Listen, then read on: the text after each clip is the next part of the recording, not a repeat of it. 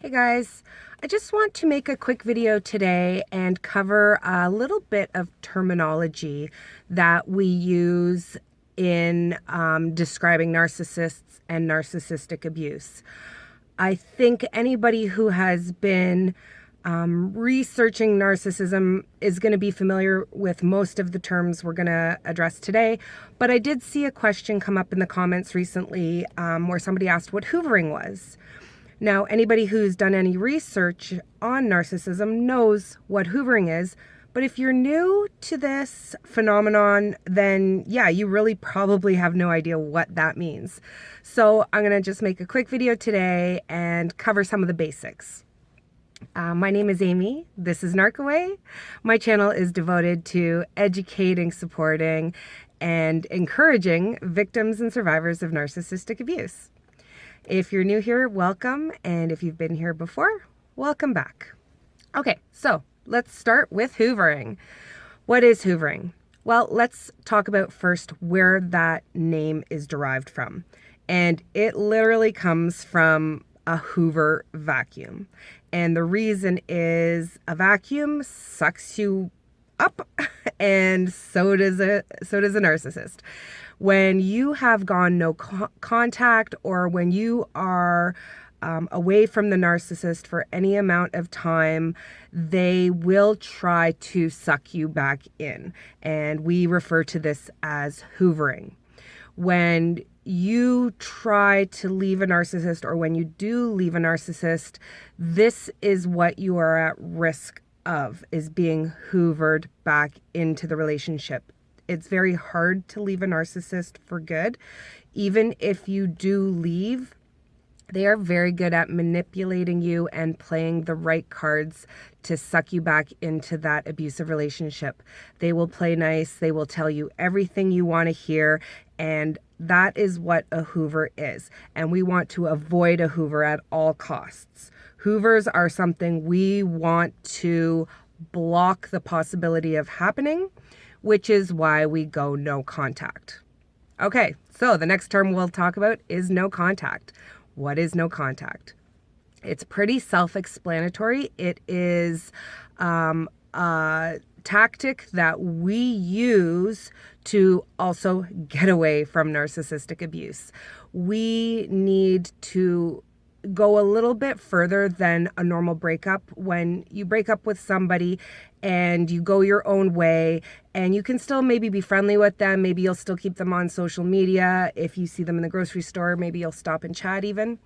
When it comes to leaving a narcissistically abusive relationship, you have to build a wall to avoid the possibility of any of that happening. You cannot keep each other on social media. I would even go as far as to say even their friends. You're going to need to get rid of a lot of mutual friends on social media, in real life too.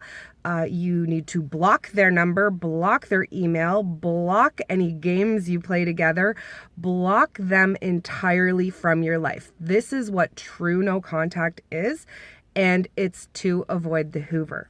Because narcissists are very wily, they're very crafty, they're good at sucking you back in. They don't want to be without supply for very long, and so you have to avoid letting yourself be available for hoovering by going no contact. All right, so supply. What is supply? Supply is what the narcissist feeds off of. You are supply. The person he cheats on you with, or she cheats on you with, they are supply. Anybody who feeds the narcissist's ego is supply. Their parents can be supply. Their children can be supply.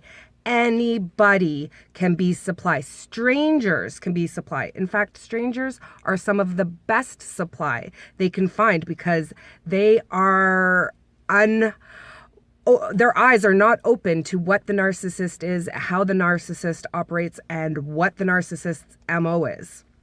And so a stranger, in effect, is perfect supply because it's a blank canvas. They can manipulate them and shape them and love bomb them as they see fit, as it will fit into their master plan. All right, love bombing. What is love bombing? Love bombing is what happens when you first meet a narcissist. They ply you with love and affection and adoration. They bomb you with love. And this is how they make you fall in love with them. And once you're in love with them, you're hooked. It's not so easy to leave. You've already got an emotional attachment, an emotional investment. You've invested time into them and your relationship together. Love bombing is them just acting like they're falling in love with you. It looks very natural. It looks very innocent. It's very effortless on the side of the narcissist. They're masters at this. And for you, it feels like love. It feels like this person is so head over heels in love with you. You have, chances are, never felt love like this. You have never felt love like you do when you are being loved by a narcissist, because it is so extreme. It's all the flowers, it's all the dates, it's all the vacations. It is putting the rose petals out, literally and metaphorically, in front of every step you take. They love the crap out of you. And the result is you falling back in love with them. And ultimately, that's the hook. It makes it a lot harder for you to leave, and then they can begin their narcissistic games like triangulation. Okay, so what's triangulation? Triangulation is when they involve another party, and it can be more than one. It can be another partner, love partner, or it could be another friend, it could be another employee. And essentially what they're doing is they're creating competition. They're creating jealousy. They're creating this dynamic of which you are now in a competition for your own partner or bosses or parents' love and affection. They're now giving what they used to give you wholeheartedly. They're giving a piece of that to someone else. That does not feel good, especially if it's a romantic partner. And if they're planning on cheating on you, or even if they don't actually cheat, a lot of the times they do this as a manipulation without actually doing the cheating. It may be emotional cheating, but it may also just be to keep you on your toes. They want to let you know, remind you that they are desirable and they can get another partner if they want. And so in twofold, it does two things. First, it brings you down. It reminds you that they can move on, and it creates jealousy in you. And at the same time, they're love bombing this new person, and they're creating another flying monkey for them who is going to join their harem. What's a flying monkey? Flying monkeys are people that flock to the narcissist, and they surround them, they support them, and they can be friends, they can be employees, they can be family members. The term flying monkey comes from the flying monkeys in The Wizard of Oz, where the Wicked Witch of the West sends the flying monkeys to do her bidding for her. They're the ones that attack Dorothy and her crew on the Yellow Brick Road. It's the flying monkeys, not the Wicked Witch. And that's exactly what the narcissist does. They send out their flying monkeys to do their dirty work. And the smear campaign that can result from that often comes directly from the flying monkeys, not the narcissist. What's a smear campaign? You've heard this in politics for sure. This applies a lot across a lot of aspects of life.